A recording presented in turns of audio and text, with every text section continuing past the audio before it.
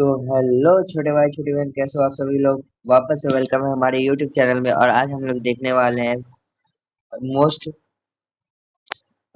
Most formula based question जो आपके exam में बार बार पूछे जाते हैं। तो चलिए शुरू करते हैं। और यहाँ पे हमारा पहला क्वेश्चन है, बहुपद एक्स स्क्वायर माइनस 9 के शून्यक है। तो शून्यक का क्या होता है? तो x square minus 9 equal to 0। तो यहाँ पे x का क्या मान रखें जो इधर 0 आ जाए। तो हम इसे ऐसे सॉल्व करते हैं, x square equal to 9, x equal to root under 9। और यहाँ पे हमारा हो जाएगा x equal to plus minus 3। यहाँ पे हमारा ऑप्शन नंबर ए करेक्ट हो जाएगा। ऐसे ऐसे सॉल्व करते हैं, ठीक है। अगले क्वेश्चन पे हम बढ़ते हैं। हमारा दूसरा नंबर क्वेश्चन है, बहुपद 3x square plus 5x plus 2 की घात है। तो यहाँ पे घात क्या होता है? वो मैक्सिमम वैल्यू जो पावर में हो, वो मैक्सिमम वैल्यू। यहाँ पे पावर में 2 है, यहाँ पे पावर में 1 है, यहाँ पे पावर में कुछ भी नहीं है। x के पावर में 0 है तो x की कुछ भी पावर 0 बराबर 1 हो जाएगी। तो यहाँ पे x के पावर 0 है तो 1 हो जाएगी। तो यहाँ पे हम देखते हैं कि इस सब में सबसे मैक्स नंबर कौन सा है घात में। तो ये यहाँ पे हमारा ऑप्शन नंबर 2 हो जाएगा, बी हो जाएगा, जो कि 2 है। तो यहाँ पे हमारा ऑप्शन नंबर बी करेक्ट हो जाएगा। अगले क्वेश्चन की तरफ बढ़ते हैं। यदि p under bracket 1 equal to 0 हो तो 1 क्या होगी? तो आपको ये याद रखना है कि इसके अंदर जो भी होगी तो इसका शून्यक कहलाएगी।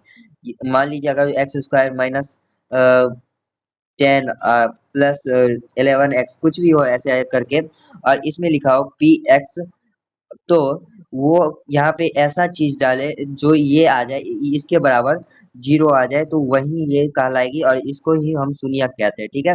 यहाँ पे हमारा आंसर हो जाए ऑप्शन नंबर ए, ठीक है।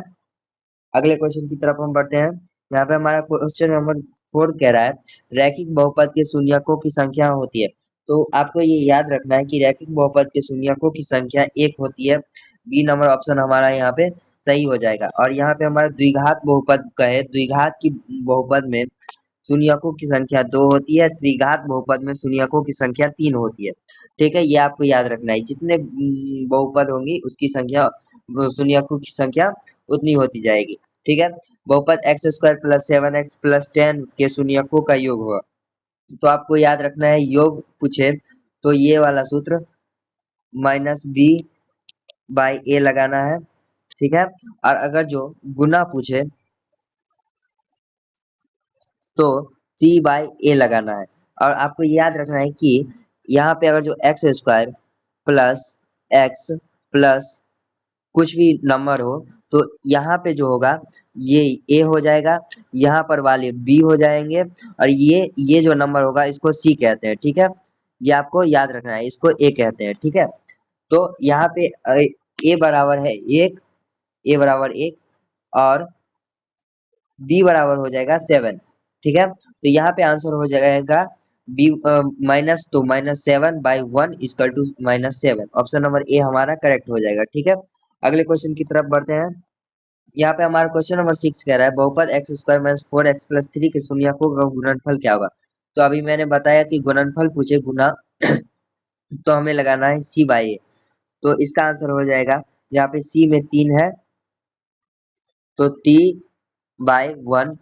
तो इसका आंसर ऑप्शन नंबर ए हो जाएगा, ठीक है। अगले क्वेश्चन की तरफ बढ़ते हैं। यहाँ पे cos 0 डिग्री का मान पूछ रहा है, तो cos 0 डिग्री बराबर 1 होती है। ऑप्शन नंबर ए हमारा करेक्ट हो जाएगा, ठीक है। अगले क्वेश्चन की तरफ बढ़ते हैं। यहाँ पे sin 90 डिग्री का मान है, तो यहाँ पर भी ऑप्शन नंबर ए हमारा करेक्ट हो जाएगा, 1 होगा, ठीक है। आपको सभी मान सारणी के याद होनी चाहिए। tan 0 का मान होता है, tan 0 का मान 0 होता है, आपको ये याद रखना है। और sec 0 डिग्री का मान 1 होता है, ऑप्शन नंबर ए हमारा करेक्ट हो जाएगा। 11th नंबर क्वेश्चन पे चलते हैं। cosec 90 डिग्री का मान होता है, cosec 90 डिग्री का मान 1 होता है, आपको याद रखना है। ऑप्शन नंबर ए हमारा करेक्ट हो जाएगा। sin 30 डिग्री का मान होता है, तो sin 30 डिग्री का मान 1/2 होता है, आपको ये याद रखना है। ऑप्शन नंबर ए हमारा करेक्ट हो जाएगा। cos 60 डिग्री का मान होता है, तो cos 60 डिग्री का मान भी 1/2 होता है, ऑप्शन नंबर ए हमारा करेक्ट हो जाएगा।